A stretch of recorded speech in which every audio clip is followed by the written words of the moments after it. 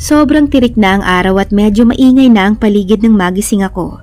Bumangon ako sa kama at may nakitang figura sa harapan ng kabinet. Kumunot ang noo ko nang mapagsino ang figura. Bakit ka nandito? Inaantok ko pang tanong.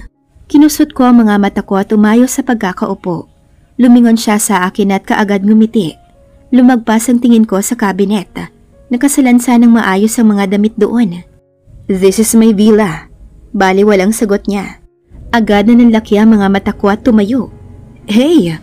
Mahinang saad niya at mabilis na nakarating sa harapan ko at hinawakan ang siko ko para alalayan sa pagtayo. Careful please.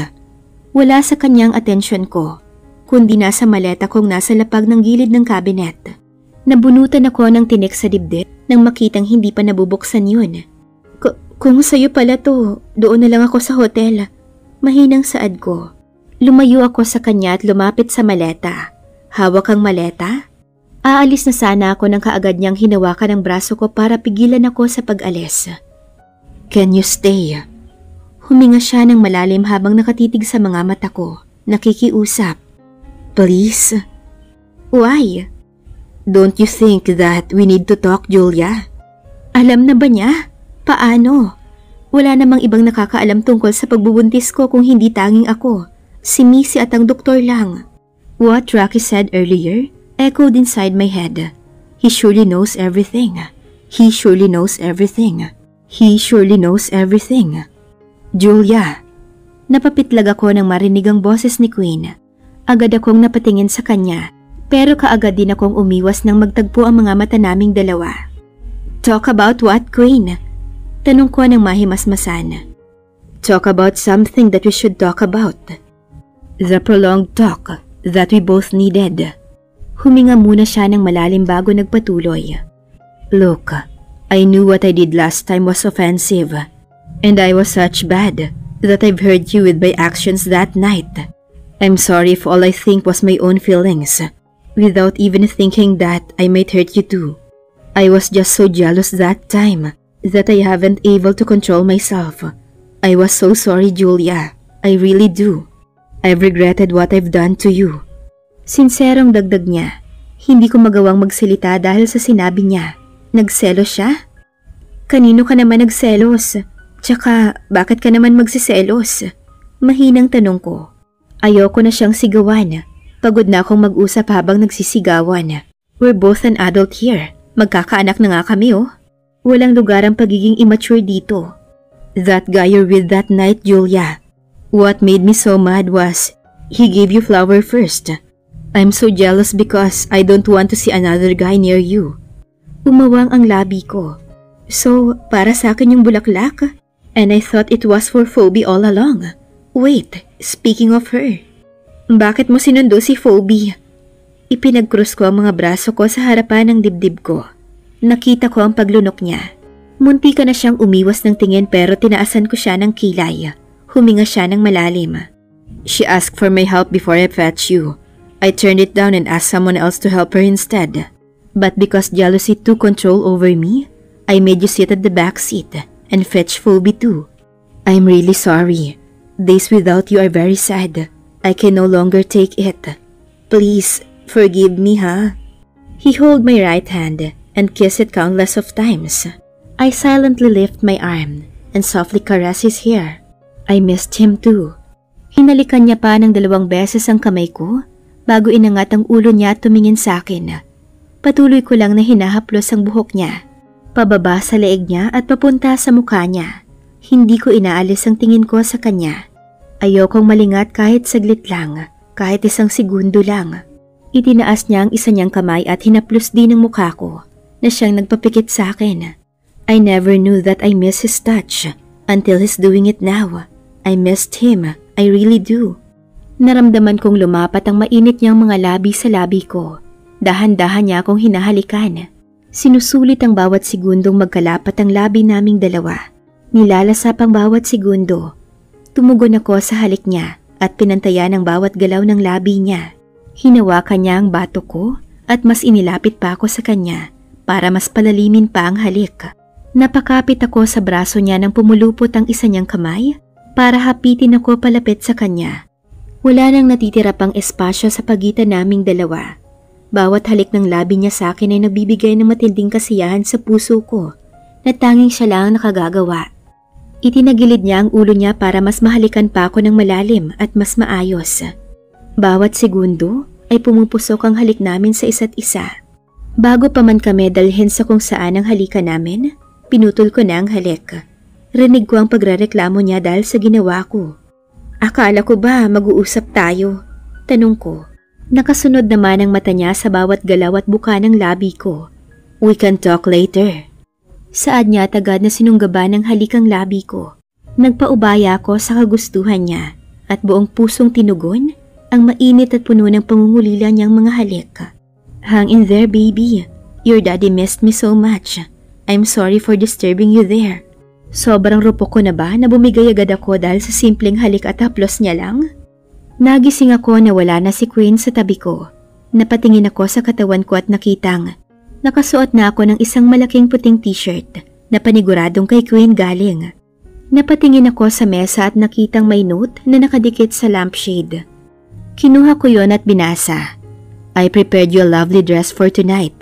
See you later. Enjoy. Queen. Napangiti ako sa note na iniwan niya. Sobrang linis ng penmanship niya. Napatingin ako sa cabinet at nakitang nakasabit doon ang nakahanger na isang dilaw na maxi dress. Ang ganda ng kulay, lalo na ng bulaklak na disenyo noon. Tumayo ako at hinawakan ng dress. Sobrang lambot ng tela at ang sobrang gaan din. Ngayong gabi gaganapin ang party. Bukas naman ay pwede naming gawin ang gusto namin. At sa susunod na araw ay uuwi na kami. Napatingin ako sa orasan na nasa itaas ng kama. Halos mataranta ako nang makitang malapit ng mag-alas 6 ng gabi. Kaagad akong naligo at nagbihes. Dahil gabi naman na, naglagay lang ako ng kaunting makeup sa mukha ko para hindi ako maputlang tignan. Konting lip tint at tapos na akong mag-ayos. Dala ang bag, lumabas na ako mula sa villa. Hawak ko ang tiyan ko nang makalabas ako sa villa. Pero agad ding napayakap sa sarili nang umihip ang malamig na hangin. Maraming mga turista ang naglalakad at ang iba ay naliligo pa sa dagat. Naglakad lang ako papunta sa hotel kung saan gaganapin ang event. Malayo pa lang ay dinig ko na ang tugtog mula sa hall. Mukhang kanina pa sila nagsimula. Ibinigay ko ang invitation card sa nagbabantay sa labas ng hall. Kanina pa ba nag-umpisa? Tanong ko sa nagbabantay. Kakasimula lang po, ma'am. Tamang-tama lang po ang dating ninyo. Sagot niya naman sa akin. Nagpasalamat muna ako sa kanya bago pumasok sa loob ng hall. May mga upuan at lamesa na nakabalot sa puting tela. Maraming tao at marami ring mga nakaantabay na mga waiter sa gilid. Sa isang gilid ay may mahabang table na may mga pagkain. Hindi masakit sa mata ang mga ilaw sa paligid. Maganda rin ang disenyo sa paligid dahil sa maaliwalas na kulay nito. May maliit na stage sa gitna ng hall. May nakatayong host sa podium sa gilid. Sa gitna naman nun ay ang mga boss. Namataan ko si Queen na nakaupo kasama ang mga boss. Nakatuon ang mga mata niya sa akin. Bahagya akong umiti at naghanap ng mauupuan. Nakahinga ako ng maluwag nang makakita ng kakilala. Naglakad ako papunta sa table nila. Agad nang umiti si Renz nang makita ako. Tipid din akong umiti sa kanya. Umupo ako sa katabi niyang upuan na tanging bakante sa table nila. Pamilyar ang isang babae sa akin. Siya yung nagbigay ng invitation sa akin nung isang araw. Ngumiti siya sa akin at naglahad ng kamay. Hi, I'm Rachel. Inabot ko ang kamay niya at nakipag-shake hands. Julia, pagpapakilala ko sa kanya. Isa-isa akong nagpakilala sa natitirang tatlong naririto sa mesa. Namely, Hannah, Justin and Kreza. They seem so nice, so I don't feel uncomfortable or awkward around them. Ramdam ko ang isang malamig na tingin sa malayo. Pero hindi ko nalang pinansin iyon. Itinuon ko na lang ang atensyon ko sa mga kasama na ngayon ay nagtatawanan at nag-uusap. Hindi naman nila ako hinaayaang ma-out of place kasi sinasali nila ako sa usapan nila. Natigil lang kami nang magsalita na ang MC sa harapan. Good evening everyone! Nagpalakpakan kaming lahat. Tonight, we're here for an annual celebration of our corporation. It is to celebrate our success and also to thank all of the employees, investors, and our bosses for contributing to a huge part of it. We'll also take this opportunity to thank Lumingon siya sa likuran niya at ngumiti. Mr. Quinn Gallagher for coming here tonight. Sir, thank you for coming here for such a short notice. Tumangulang si Quinn. Narinig ko ang singhapan ng mga kasama, pati na rin ng ibang tao na nandito. Nagpalakpakan ng lahat, pero tuwid lang na nakatayo si Quinn at nasa akin ang paningin. Alam kong pinipigilan niya ang selos niya dahil sa kasama ko. Now I know that he's jealous with Rance. I'll do everything so that he won't feel that way. Please, let's hear our chairman's speech. Saad ng MC at inabot kay Mr. Sander Nottingham ang mic. Tumayo si Mr. Nottingham sa likuran ng podium at ngumiti. Nagpalakpakan naman ang lahat, kaya yun din ang ginawa ko. A pleasant evening everyone. Ngumiti muna siya bago nagpatuloy. This corporation was built by my ancestors. Nilahad ni Mr. Nottingham ang pinagdaanan ng pamilya nila bago napatayo ang korporasyon at ang hirap nila ng muntikang gumuho ang kanilang pinaghirapan. Pero naiangat nila muli iyon at mas pinatatag pa. Nagpasalamat siya sa lahat ng naging parte ng pagtayo ng kumpanya at patuloy na sumusuporta dito. So everyone, thank you so much and enjoy the night. Nagpalakpakan kaming lahat. Ibinigay niya ulit ang mic sa MC. At bumalik sa upuan niya na katabi lang ni Quinn. Nakita kong nagbulungan silang dalawa. Let's hear the speech of our special guest tonight. A round of applause for Mr. Gallagher, please. Saad ng MC. Agad namang nagpalakpakan ng mga tao. Tumayo sa likuran ng podium si Quinn habang hawak ang mic na ibinigay ng MC kanina. Tumingin muna siya sa akin bago itinuon ang paningin sa harapan niya. He cleared his throat first before he opened his mouth to speak. Good evening everyone, saad niya. Not long after, heard the squeals of the girls. Kinilig sa paunang pagbati ni Quinn sa kanila. Sorry girls, wala nang pilahan na magaganap. He's already mine. Napangisi ako sa naisip at nakita yon ni Quinn, kaya natawa siya habang nagsasalita. Mas umani naman niyon ang hagikikan mula sa mga babae. Maging ang mga kasama kong mga babae ay kinikilig sa kanya. Well, who wouldn't, right? Nakikinig lang ako sa speech ni Quinn nang biglang may dumaan sa likuran ko at nakahalanghap ng isang amoy na talagang nagpabaliktad sa sikmura ko. Muntika na akong dumuwal pero mabuti na lang at napigilan ko ang sarili ko. Hinawakan ko ang tiyan ko at nagdasal na makisama si baby. Not now baby, not when your dad is in the middle of a speech. Akala ko ay napigilan ko na ang sarili ko pero nang muling malanghap ang amoy na yun ay hindi ko na talaga kaya. Maduduwal na talaga ako. Tahimik lang akong tumayo nang mapansin na nakatuon ang atensyon ng lahat kay Quinn. Umalis ako sa hall at hinanap ang comfort room nang hindi nagtatanong sa mga staffs. Baka kasi kapag nagsalita ako, magsuka na ako ng tuluyan. Hindi rin naman nagtagal ay nahanap ko na ang comfort room para sa mga babae. Pagkapasok ko sa comfort room, siniguro ko munang walang tao bago pumasok sa isang cubicle na nasa pinakadulo. Kaagad akong nagsuka sa toilet bowl. Nagsuka lang ako hanggang sa tubig na lang sinusuka ko. Sobrang pait ng panlasa ko pagkatapos. Lumabas ako sa cubicle matapos masigurong hindi na ako masusuka pa. Nagmumug ako ng tubig mula sa faucet ng lababo at inayos ang sarili ko. Pinupunasan ko na ng malinis na tissue ang bibig ko nang bigla na lang may kumatok sa pintuan. Julia? Narinig ko ang boses ni Quinn sa labas. Kinabahan ako at agad na inayos ang sarili. Kaya hindi ko na siya nagawang sagutin dahil sa nataranta na ako. Are you okay? Julia, hey, answer me! Saad niya at mas nilakasan pa ang katok. Pagkatapos kong masiguradong maayos na ang itsura ko, binuksan ko ang pinto at kaagad kong nakita ang nag-aalalang mukha niya. Bakit? Nagtatakang tanong ko kahit na kinakabahan na ako ng sobra ngayon. I'm so worried that you left earlier. Are you okay? Bakas pa rin sa boses niya ang pag-aalala. Tumango ako. Oo naman. I'm okay. Naiihi lang talaga ako kanina kaya umalis ako. Okay. Do you want to eat somewhere? Tanong niya na ikinabigla ko. Ha? May pagkain naman dun sa loob ba? Sagot ko. Agad akong lumayo mula kay Quinn nang may dumaang mga babae at pumasok sa loob ng CR. Rinig ko ang bulungan nila at alam ko kung sino ang pinag-uusapan nila. Tumingin ako kay Quinn at nakita ko siyang nakatingin pa rin sa akin. Naglakad ako papunta sa direksyon niya. Nilagpasan ko siya ng kaunti. Tama lang para marinig niya ang sasabihin ko. I'll see you later. Yun lang at bumalik na ako sa loob ng hall. Naabutan ko sila Rachel na kumukuha na ng pagkain nila.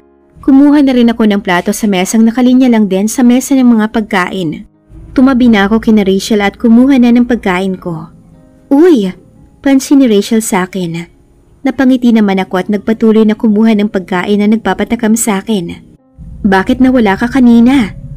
Tumingin muna ako sa kanya bago nagpatuloy sa pagkuha ng pagkain. Naihi kasi ako kanina eh. Bakit? Sinabayan niya akong maglakad papunta sa mesa namin kanina pagkatapos kong kumuha ng pagkain.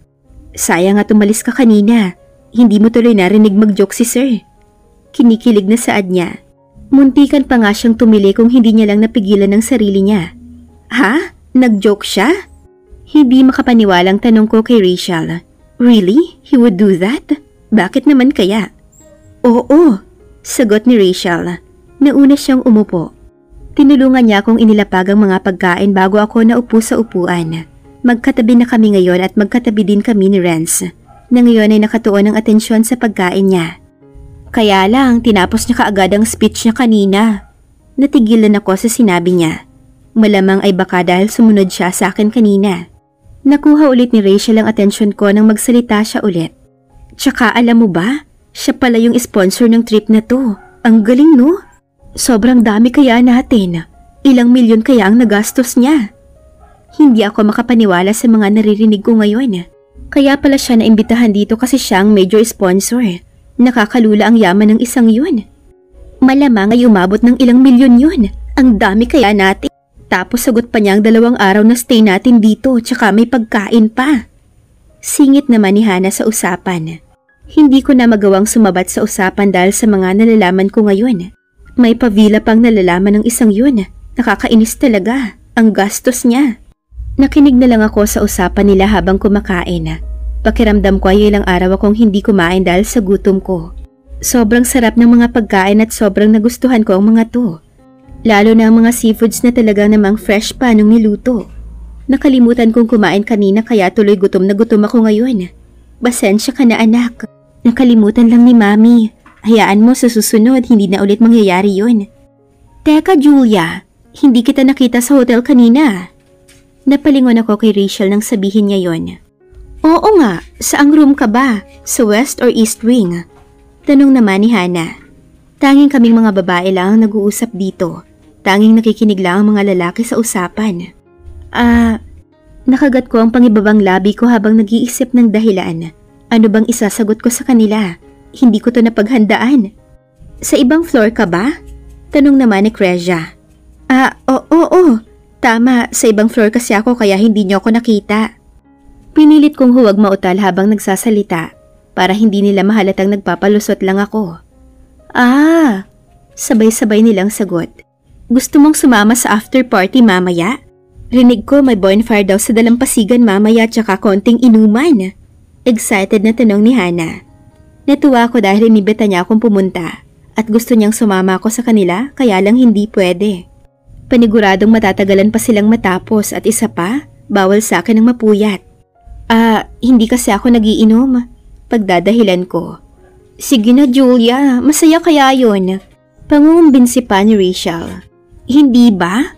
Bali niya ngayon ay tahimik nang inuubos ang pagkain.